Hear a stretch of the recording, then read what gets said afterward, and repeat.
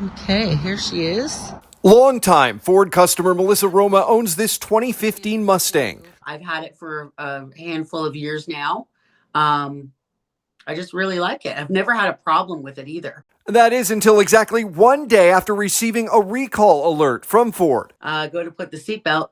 It's come detached from the floor. This is what comes off of the floor. This is what broke. The recall, which impacts Mustangs from years 2015 through 2017, states seatbelt cables could corrode, break, or, like Roma's, fail altogether. She made calls to several Ford dealerships, but was told a fix won't be available until sometime next year, likely the second quarter. And they basically said you can pay for the new seatbelt, and then we'll reimburse you in our second quarter. Well, sadly, that's not an option for me. Leaving her and others, like George Eney with the Automobile Protection Association, a bit stumped by Ford's response. Her seatbelt actually broke.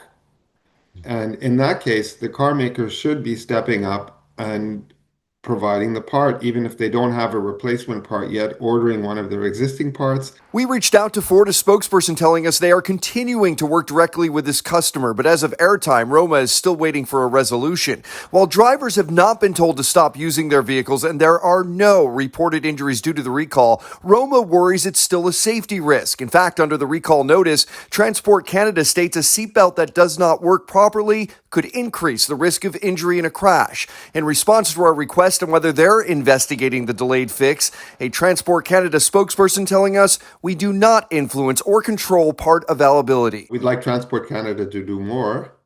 They have issued advisories for companies that were laggards. Nissan was one. I know at some point they were not happy with Ford, but unfortunately the culture here is not to penalize people, car makers too much. As for Roma, she's now stuck with a car she cannot currently use.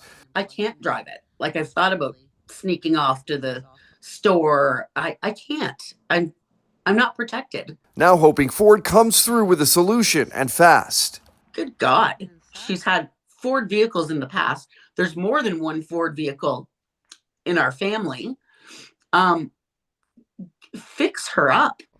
As always, if you have an issue, story, or question you'd like us to look into, reach out by visiting the Speaker's Corner tab on the City News website. Pat Taney, City News.